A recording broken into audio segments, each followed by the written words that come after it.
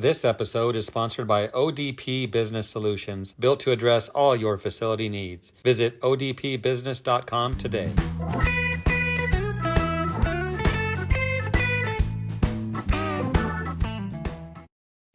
In today's episode, we're taking a closer look at the growing challenges surrounding subcontracting in the cleaning industry. From legal concerns and quality control to accountability and client satisfaction, we're going to get a candid perspective on why the traditional model of subcontracting may be breaking down and what solutions cleaning professionals should be considering now. And our expert today is Roy Deleon, the Vice President of Proclean Maintenance Systems in the New York area. New York, quite a place. I'm glad you're there, Roy, doing the work and not me. Too busy for me. How are you? Well, thank you so much, Jeff, for this opportunity, bringing some light into this topic, which I feel affects the industry as a whole, for Absolutely. all stakeholders, from facility managers to prime contractors to subcontractors, even to the regular cleaners. This is a topic that affects the whole industry as a whole. I agree with that. And we're going to really dig into it with several questions we have for you. But let's set you up. Let's learn about you and your company. Tell us a little bit about yourself and Proclean Maintenance Systems. My name is Ray DeLeon. I'm the VP Proclean Maintenance System. We are a complete janitorial service company. We service the greater New York area, including New Jersey. We've been in business for over 20 semi years. And we've dealt with this particular topic of subcontracting and growth, and also how to gain new business through this model. And we are trying to push ourselves away a little bit from this model as we will get deeper into the conversation for various reasons. But yeah, that's my company. Thank you for sharing that. Now, you did send me an article that prompted this interview today on subcontracting and how it may not be working that well for some in the industry. So let's start with this. Just tell us about the topic today and why you feel that way. Why is it not working for everyone? Uh, Main reason is cost, and explain deep a little further than that. So normally through subcontracting, a contractor is granted a contract. They look for a smaller company to do the subcontractor for various reasons. Most of the time is due to location. They might not have employees in that particular state or that particular city, and they subbed out the work. Now, the problem with that is the facility manager is getting, or the facility is being tagged a price tag on top of what they're supposed to be paying, because the contract needs to take their commission.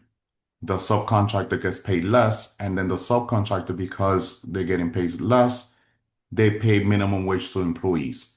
So it's a chain where the money is not being transferred to directly to the subcontractor, so we could pay better wages, better benefits, and as an industry, then we suffer as a whole.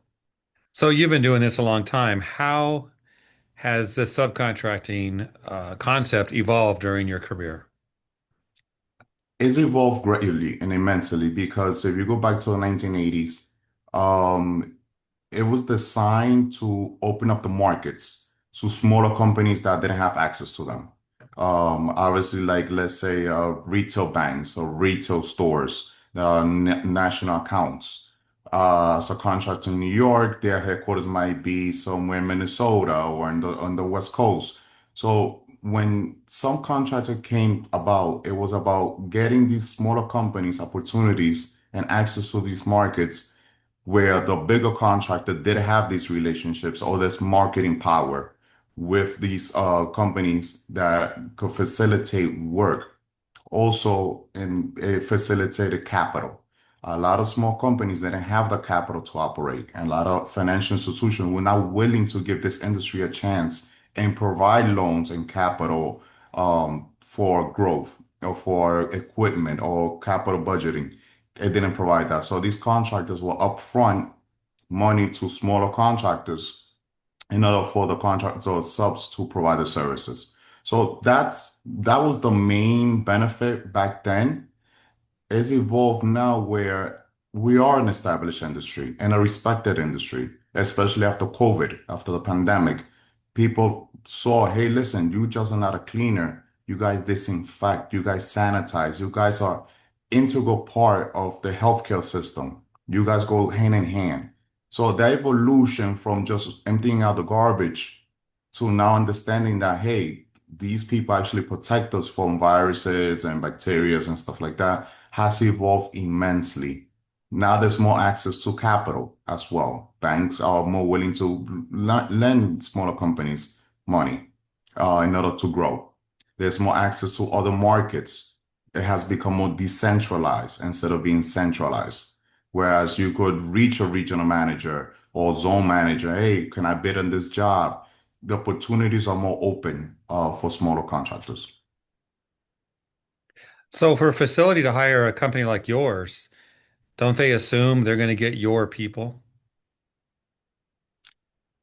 They assume, well, a company like mine is they assume that they are getting a full janitorial package. What does that mean?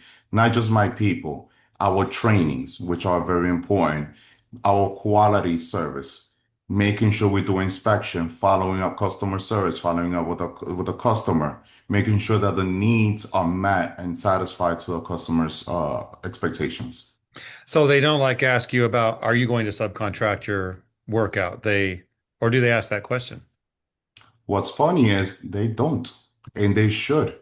Why? Because a lot of these facility managers hire companies that don't do the actual work. They subcontract the work out, but the client doesn't know that because they don't ask that question. That is a question that they should be asking a lot more. Hey, do you guys sub? And if you do, why? If you are a cleaning company.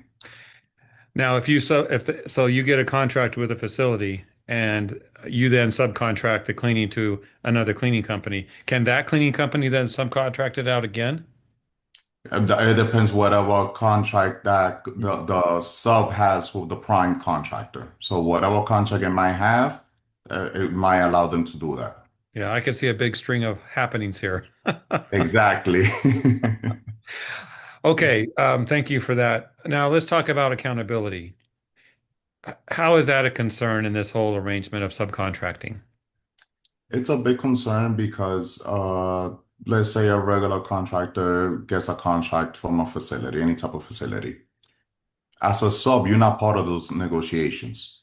So whatever promises they make, whatever they say they could meet the needs of the client, you are no, as a sub, you aren't aware of that. So when you come in and they say, okay, I have a location for you, here we go, you don't know what was promised to that client. So right off the back, you are in a guessing game. And you got to meet the manager, see the facilities, walk the facility once again. And when things go wrong, who's accountable? Is it really the sublet's fault? We didn't know what was promised to the client. Meanwhile, the client is saying, hey, I signed a contract. I expect you guys to actually do your job. So when it comes to accountability, it's a very big concern. Let's say there's an issue. Normally, the facility manager will reach out to the prime, to the contractor. Hey, do we have a complaint? The garbage wasn't taken out, for example, last night. By the time the contractor gets that message and they relay that message to the sub, and the sub then relays it to the cleaner, it might be 2 days from now. So who's accountable? Whose fault is it? It makes it a big, big, big mess. And it could cause a lot of misunderstanding, and you could lose a contract for miscommunication, which is one of the biggest problems. So based on what you just shared there, that impacts quality of work, which we know has to be the very best we can offer. Talk about that. That is correct. So the quality of work, it's 90%. I've always said it's 90% quality work, 10% customer service. This is how the industry works. So when it comes to quality of work, you know, our training, for example, at PCMS, we train our people in our model, but it might not be what we are subbed out to do, meaning the tasks that we assign by the contractor, we might go beyond that because we have high expectations of our employees. The facility manager might like that, but say, you know what, you guys are doing more than what's in the contract, or you guys are doing less than what's in the contract. So when it comes to quality of work, we need to make sure that we align ourselves with what the expectation of the client is and what the expectation of the prime contractor is. so everybody could be happy along the chain. Do you do subcontracting yourself as a company? But no, Okay. So you keep the quality control where? we do our own inspections. We will Right. do well, our own account managers, our own supervisor, team leaders, make sure annually trainings are done, stuff like that. Yeah. So quality control is under your control, is what you're saying. It's in focus from you. That is correct. Okay. I mean, a facility likes that, I have to think. It's confidence building that when they call you and talk to you, you can then talk to your people, not subcontractors. That is correct. And at the end of the day, that's our job. If you are hired by a facility to be a janitorial service company for their site, it's needless to say you should be responsible, accountable, provide the quality. Because why else am I hiring a cleaning company? For that, I will hire my staff directly. What are the benefits? Yes. Over the years, have you ever subcontracted work out? No, for the Okay. same for the same issue. We like to have our control of the quality. We like to have control of the clients and also control of what the expectations are. Mhm. Each facility, each school has their own culture, and you need to make sure that whoever personnel you put into that culture fits with that culture and is aligned with yours as well, in order for everything to work. Very nice. Talk about the legal aspects of this, because if you subcontract work out, they're not contractors, but if you treat them like employees, or they are contractors, but if you treat them like employees, there could be legal issues. Are there things to consider there? There's a lot to consider when it comes to legal issues. I'm gonna bring up one very important and one that should be brought up more in the industry, insurance. Okay. So when a contractor gets a contract and subs it out, the sub, 90% of the time, their general liability, their workers' comp, and any other additional crime, any other additional insurance has to cover the prime contractor and the facility. So if something happens at the facility thinks, oh, I'm gonna reach out to a contractor. Yeah, you could do that, but at the end of the day, the contractor is gonna reach out to the sub. And the sub, at the end of the day, being at the bottom of the food chain, is the one that's responsible for any type of accidents or incidents that occurs in the facility. And that's causing a very big problem because right now, at least here in the greater New York area, insurance companies do not want to insure janitorial service companies. So we are left with a very small pool, which is raising the insurance premiums up by more than 125% year over year. So that is a very big problem. Also, when it comes to subcontract, you need to make sure that what does the contract say? Can I sub out? If I do sub out, how much, what is there a limit of work that I could sub out? All of these things should be taken in consideration. And I have read horror stories about contractors hiring people that they don't vet properly, and crimes are being committed, things have happened on the job that the prime contract holder wasn't aware of. That has to keep you up at night if you have those situations.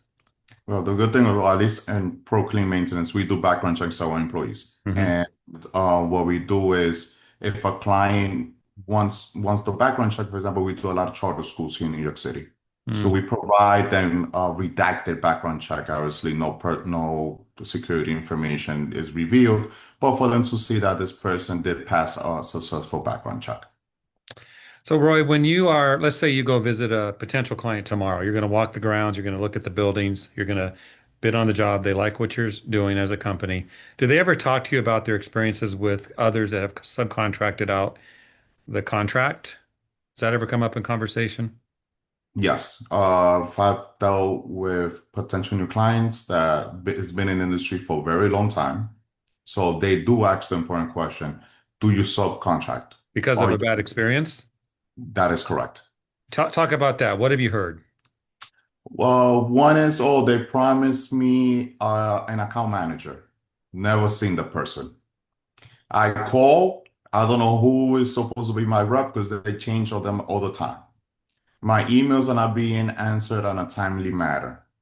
Or I had some sort of expectations, and because that company subs out, I gotta wait for the sub to get in contact with me. This is just some of the issues. A lot of billing errors as well. Oh, they're charging me the wrong amount. Can you fix it? I can't do that. I'm the sub. Oh, but I'm trying to reach out the prime contractor. Nothing I could do about it. So there's a lot of issues when it comes to as well as supply chain when it comes to supplies, either paper goods or consumables or chemicals or cleaning supplies, whatever it may be. Hey, I'm out of toilet paper. I'm trying to reach the contractor. They're not answering. What can I do? These are some of the issues that presents itself. And Roy, I have to say that there's going to be some watching this program, and they're going to be building service contractors that do subcontract out some of their work, and they're going to say it works for us. Is that because maybe they're just on top of it? Is it possible to make it work with a lot of oversight? I mean, if you look at it from their perspective, yes, it might work for them, but does it work for the facility? Is it creating value for the facility? Is it working out for the subcontractor with all the costs that they're bearing? Is it working out for the regular cleaners that nowadays, people want vacation, people want sick pay, people want these type of basic benefits they feel that they should have. So if it's just working out for the building contractor, that's a problem because subcontracting is about making the whole chain work. The whole value chain has to work. That's a deeper look at the situation for sure than just the transaction of subcontracting, taking care of your people and offering all that. Appreciate that honest thought. So Okay. let's wrap up with one more question. Roy, what is the solution for those watching our program today? What would you say? I would say that building contractors, for the most part, the big ones, the national ones here in the US, are backed by investors. So not 80% of their decision making is not based on what's best for the client or for the sub or for themselves, but what's the return on the investment for the investor? Because at the end of the day, they need to show profits, and that's what's driving them.